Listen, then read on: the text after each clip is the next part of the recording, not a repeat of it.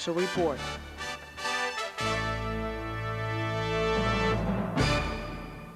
I couldn't believe it. This is, first time in the history of the United States that somebody attacked a cowardly act like this. It's unbelievable. I cried. I cried. I really did. I was just scared. September 11th, 2001, another day of infamy in American history, is a day that will change the fabric of this nation forever. And if we don't put a stop to it, which we should, then we don't know. I mean, we really can't even be safe. They want everybody to be afraid, and so you can't be.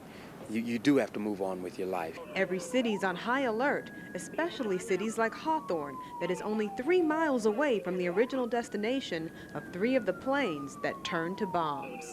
We thought that we might have some terrorism out in this end, especially at Los Angeles Airport. Hawthorne residents, like the rest of the country, are still feeling the deep shock of this ravaging act of war. They say they want to see justice served to those who are responsible. Get the people punished who are behind this, Get the key people, not the innocent people. War is not a good thing, but as you've seen in history, it's necessary. But for some who are believed to share the same faith as the suspects, the aftershock of the attack is felt on different levels. It's unimaginable that a man who belongs to any religion would do something like this, thinking that he's doing something good. Threatening calls were made to the local Islamic center, leading Hawthorne police to patrol the area. It is their hope that the entire Islamic community is not vilified for the shameless acts of a few. Islam is a religion of peace. It's not a religion that's based on war. The Quran tells us that killing one person is just like killing the whole world.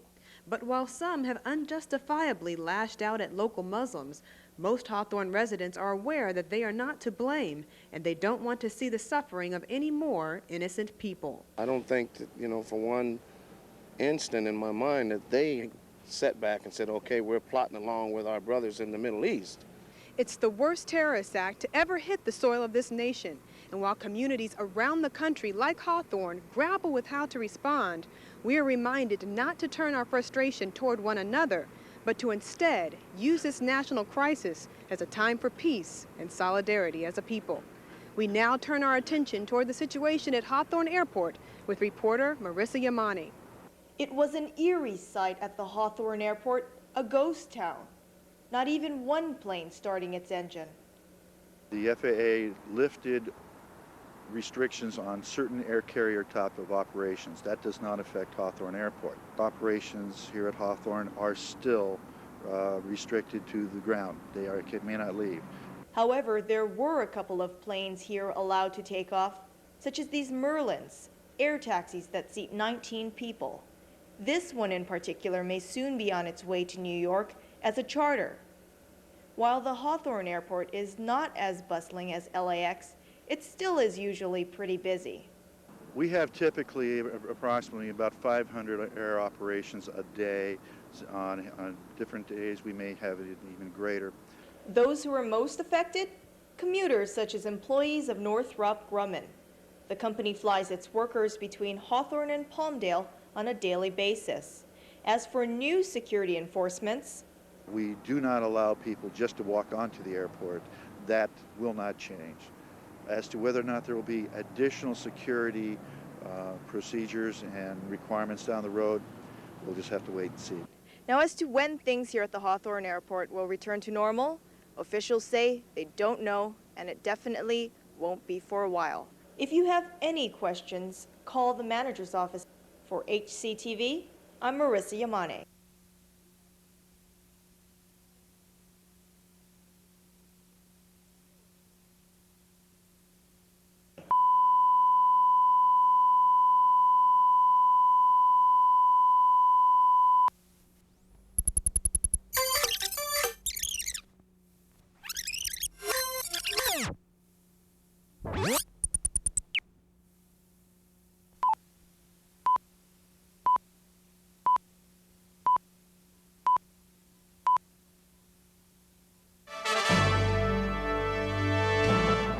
This is a City News special report.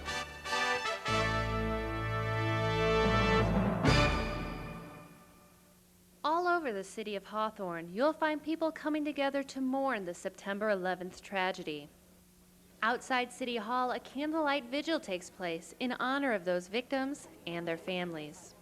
To come together and show our strength together for everyone involved in the situation, those that have passed, those that are still missing, our public safety personnel, the volunteers, and those that are still missing, the families also of everyone involved.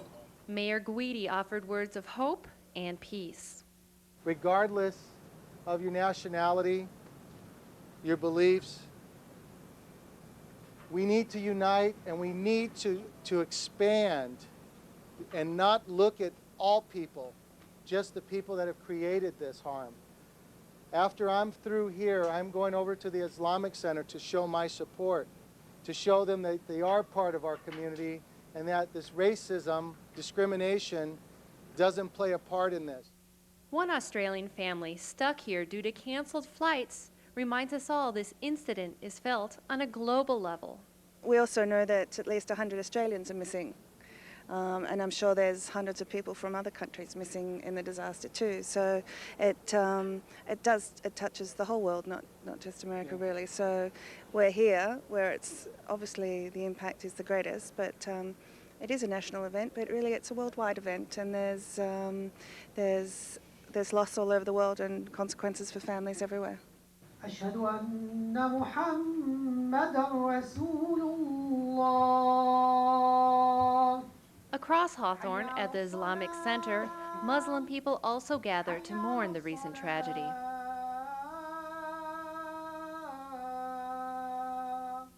Well, in general, I could safely say this was one of the toughest days of our life as Muslims in America, because our loyalty to America is being put on trial, unfortunately, for things we haven't done, we haven't chosen for them to occur, but for some reason we're being blamed for through the stereotype. In Southern California, we've received many reports of death threats to mosques, harassment against Islamic, people of the Islamic faith, Muslim students basically at schools, by their classmates, by their teachers, and unfortunately sometimes even. Mayor Guidi also attended and offered his words of support in this time of crisis. If you need me, you need my city, you need my friends, we're here for you. Just reach out and ask. During this time of crisis, you may not see much rejoicing throughout the streets, but you will see people from all walks of life uniting as one.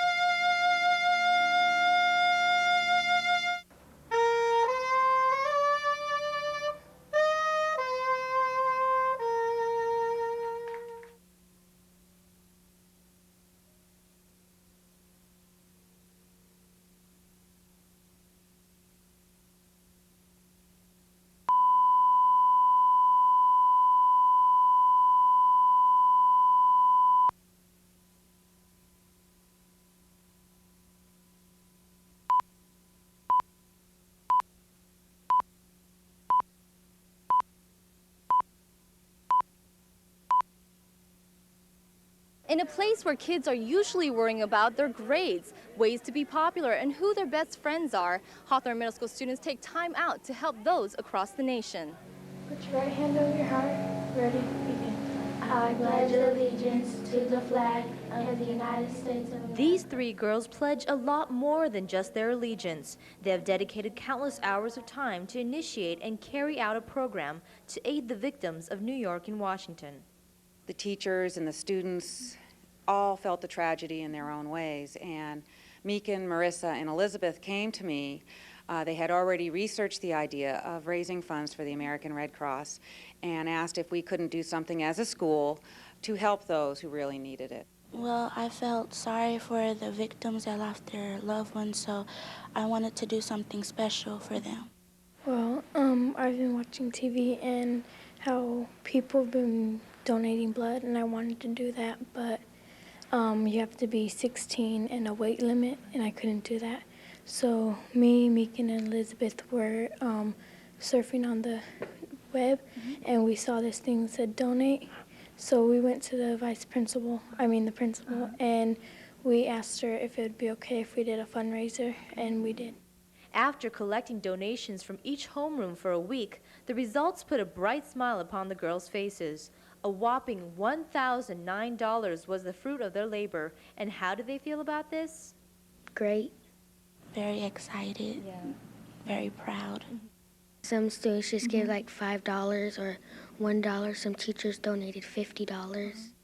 It's cool because I didn't think we'd raise that much. I think we raised like $100 or something, but we raised $1,000. It really shocked me. It is shocking to find out how deeply the tragedy has hit everyone, and amazing how far a little stretch to collect spare change from 12 and 13-year-olds can go.